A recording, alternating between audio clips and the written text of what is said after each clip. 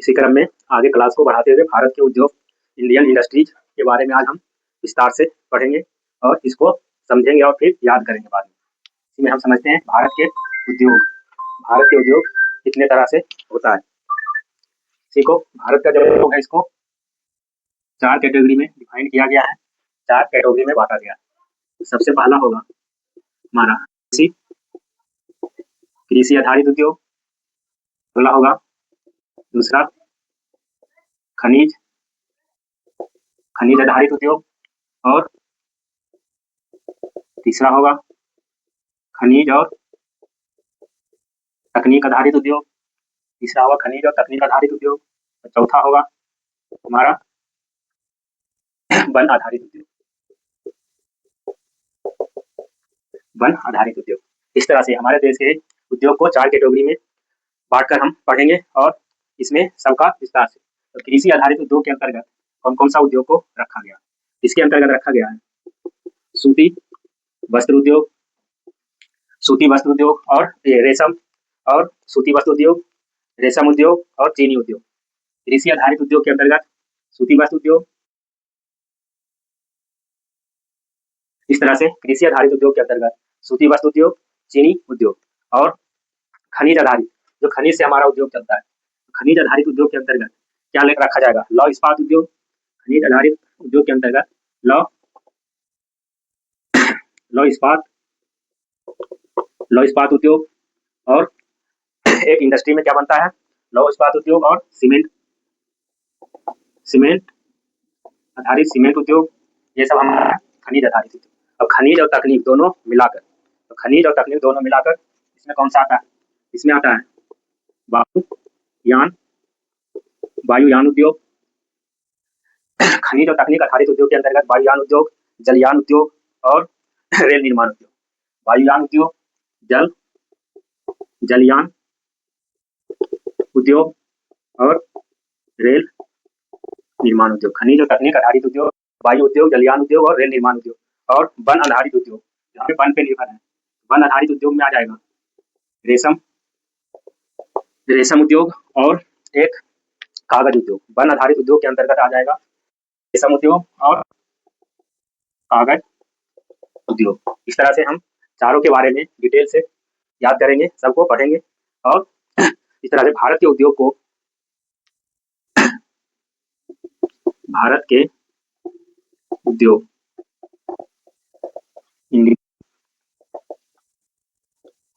Industries क्या है? भारत के उद्योग इंडियन इंडस्ट्री के बारे में इस तरह से हम समझेंगे कि ये होता क्या है, इंडियन इंडस्ट्रीज है क्या, इंडस्ट्री का मतलब क्या होता है? उद्योग का संबंध हमारा जो है, उद्योग का संबंध उन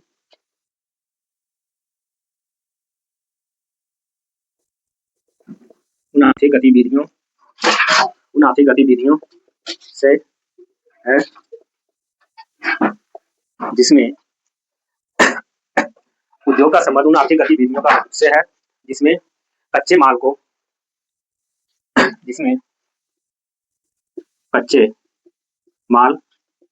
को बिक्री लायक बनाया जाता है। क्या किया जाता है? कच्चे माल को पक्के माल में बदलकर उसे बेचने लायक बना दिया जाता है। जैसे गन्ने से चीनी बनाकर क्या उसे विक्रय योग्य बना दिया जाता है, उसे क्या बोलते हैं? उद्योग।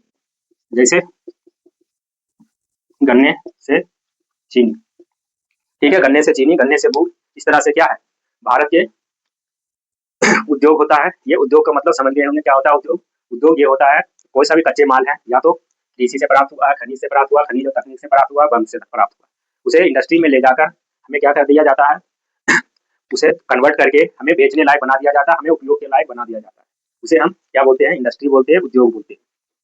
ठीक है, भारत में औद्योगिक नीति अब इस तरह से, बहुत बड़ा भारत देश है, इतने विशाल देश में क्या है, उद्योग को हर जगह पे पहुंचाना, हर जगह पे लगाना संभव नहीं है। इस तरह से बड़े बड़े इंडस्ट्री जो है यहाँ पर औद्योगिक नीति लाया गया। द्वितीय पंचवर्षीय योजना के तहत प्रथम पंचवर्षीय योजना में कृषि का विकास किया गया, दूसरे पंचवर्षीय योजना में उद्योग का विकास किया गया। इस तरह से हमारे देश में आज़ादी के बाद क्या है, पहली बार औद्योगिक नीति आई। लेकिन उससे पहले जो है हमारे देश में सबसे पहले जो है औद्योगिक नीति आज़ादी के अगले साल ही भारत में पहली औद्योगिक औद्योगिक नीति 1948 में आई। कब आई? भारत में पहली औद्योगिक नीति सन 1948 में 1948 में आया। इस तरह से भारत की पहली औद्योगिक नीति 1948 में आई। और भारत में, ठीक है, भारत में दूसरी औद्योगिक नीति 1956 में आया। भारत में दूसरी औद्योगिक नीति 1956 ईस्वी में आई। इस तरह से हमारे देश में क्या है, औद्योगिक विकास का क्रम जारी रहा। और भारत में सबसे अंतिम और भारत में नई औद्योगिक नीति 1991 में भारत के वित्त मंत्री डॉक्टर मनमोहन सिंह थे, जो बाद में भारत के प्रधानमंत्री भी बने। इस तरह से भारत में क्या है, औद्योगिक नीति आई। पहली औद्योगिक नीति 1948 में, दूसरी औद्योगिक नीति 1956 में और तीसरी औद्योगिक नीति और नई औद्योगिक नीति, आधुनिक औद्योगिक नीति कुछ भी पूछे तो कब आई है, 1991 में आया। इस तरह से यही जो है तीसरी औद्योगिक नीति के अंतर्गत जो नई औद्योगिक नीति है, इसमें हमें जो है एलपीजी का कॉन्सेप्ट लाया गया। एल से लिबरलाइजेशन, पी से प्राइवेटाइजेशन, जी से ग्लोबलाइजेशन, ठीक है, लिबरलाइजेशन, प्राइवेटाइजेशन और ग्लोबलाइजेशन। इस तरह से 3 औद्योगिक नीति लाई गई। इसी को बोलते हैं लिबरलाइजेशन को उदारीकरण, क्या किया गया, उदारीकरण किया गया और निजीकरण किया गया। उदारीकरण, निजीकरण और वैश्वीकरण। ग्लोबलाइजेशन, वैश्वीकरण की नीति लाई गई 1991 में। एलपीजी का कॉन्सेप्ट लाया गया। कौन वित्त मंत्री, हमारे देश के प्रथम जो है वित्त मंत्री और प्रधानमंत्री डॉक्टर मनमोहन सिंह के द्वारा क्या लाया गया, ये नीति लाई गई। इसके तहत उदारीकरण नीति के अंतर्गत हमारे देश में पहली जो है सबसे पहला, भारत में सबसे पहला जो है कारखाना अंग्रेजों के समय, आजादी से पहले 1874 में लगाया गया था। कहाँ पर? बराकर नदी के किनारे, कुल्टी के पश्चिम बंगाल में, पश्चिम बंगाल के कुल्टी नामक स्थान पर बराकर नदी के किनारे, जो कि शायद बाद में बंद भी हो गया और वो उसका फिर नाम भी बदला गया। बराकर आयरन वर्क्स के तहत उसे बदला गया, लेकिन फिर भी ये बाद में फिर बंद कर दिया गया। इस तरह से आगे बढ़ाते हैं।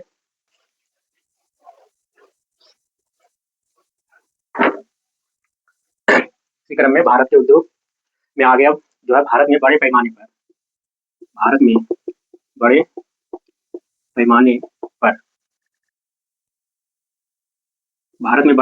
उद्योग,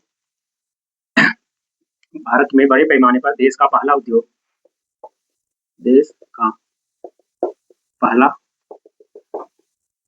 भारत में बड़े पैमाने पर देश का पहला जो है उद्योग या बड़ा कारखाना, सिर्फ उद्योग को क्या बोलते हैं, कारखाना, 1907 ईस्वी में लगाया गया। भारत में बड़े पैमाने पर उद्योग कारखाना 1907 ईस्वी में लगाया गया, जो जमशेदजी टाटा द्वारा लगाया गया और झारखंड के साथी में लगाया गया। इसके द्वारा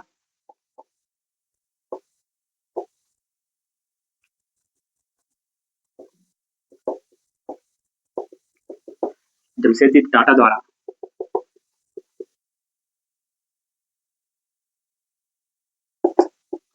साथी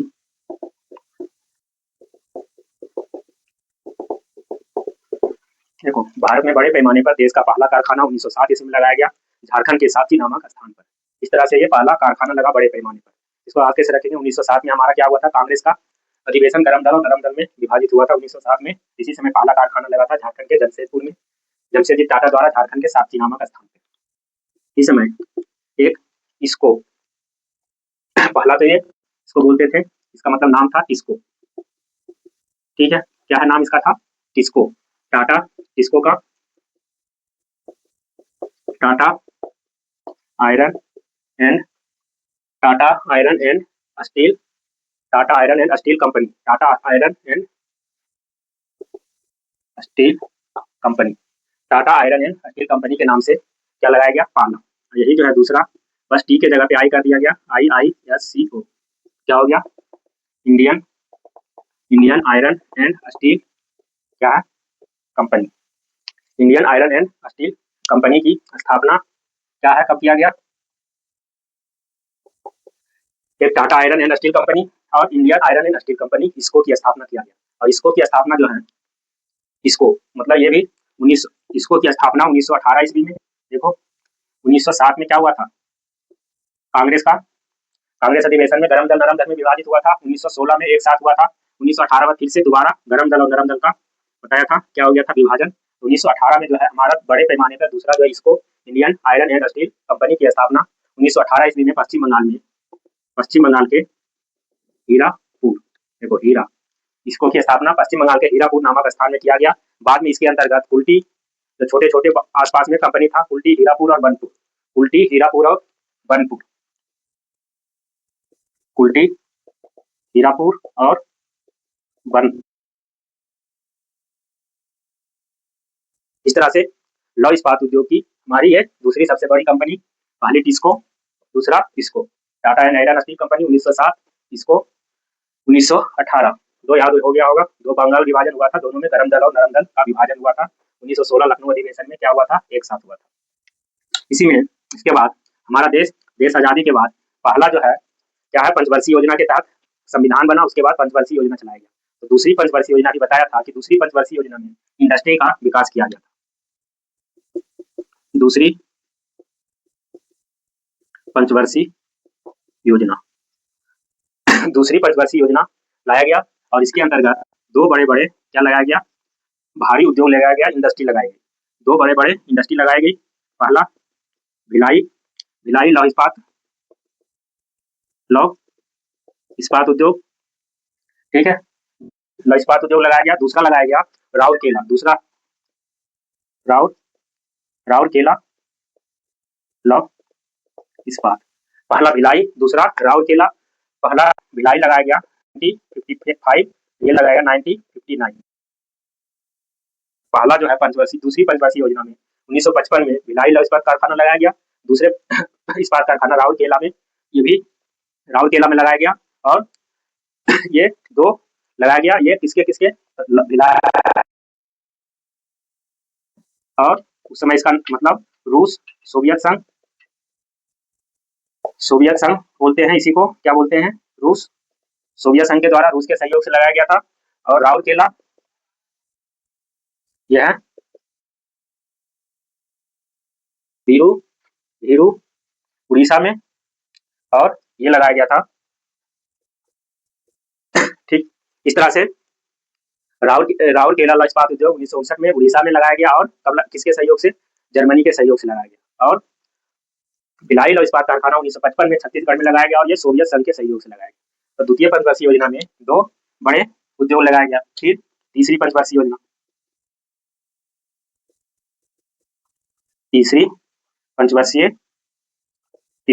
योजना में भी एक बड़े उद्योग लगाया गया, जिसका नाम था बोकारो स्टील प्लांट। बोकारो कहाँ पर है, पश्चिम बंगाल में। तीसरा लगाया गया बोकारो स्टील प्लांट, क्या लगाया गया, तीसरा बोकारो स्टील प्लांट, ये लगाया गया 1964 में। और ये बोकारो वर्तमान में, उस समय बिहार में था, अब चला गया है झारखंड में। तो बोकारो स्टील प्लांट कब लगाया गया, 1964, कहाँ पर है अभी, ये झारखंड में है। ये भी सोवियत संघ, रूस के सहयोग से लगाया गया था। इस तरह से बोकारो स्टील प्लांट 1964 में झारखंड में है और रूस के सहयोग से लगाया गया। इसी समय छोटे छोटे दक्षिण भारत में भी सलेम स्टील प्लांट तमिलनाडु में लगाया गया, सलेम स्टील प्लांट तमिलनाडु में लगाया गया, जो क्या था, एक आयरन इंडस्ट्री था। एक इससे मतलब एक और विशाखापट्टनम तमिलनाडु में लगाया गया, विशाखापट्टनम स्टील प्लांट आंध्र प्रदेश में लगाया गया। इस तरह से 5-6 स्टील प्लांट लगाया गया, प्रथम पंचवर्षीय योजना, द्वितीय पंचवर्षीय योजना। हम इसको मेन जो है, ये बहुत इंपॉर्टेंट है, इसको याद कैसे रखेंगे, देख सके क्या लिखा हुआ है, यहाँ देखते हैं।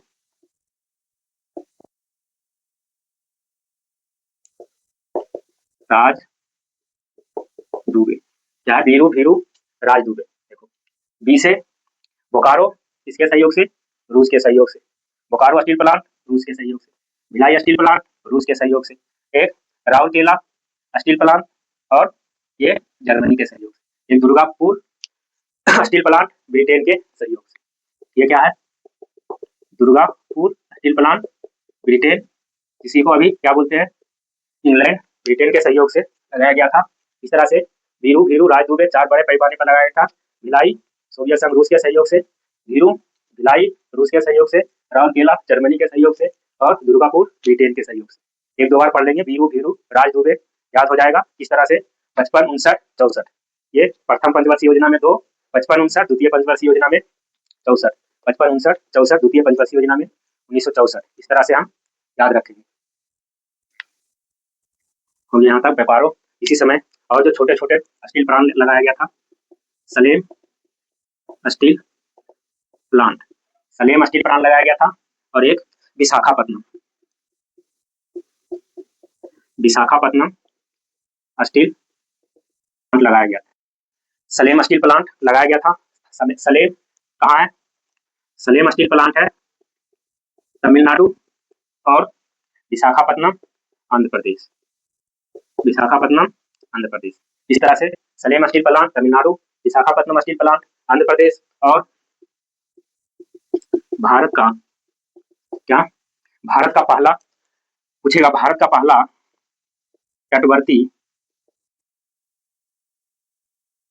स्टील प्लांट, भारत का जो है पहला तटवर्ती स्टील प्लांट की स्थापना जहां हुआ, विशाखापट्टनम में लगाया गया था।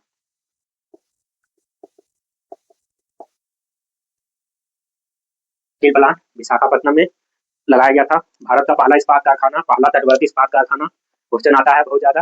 भारत का पहला तटवर्ती इस्पात कारखाना कहाँ लगाया गया था?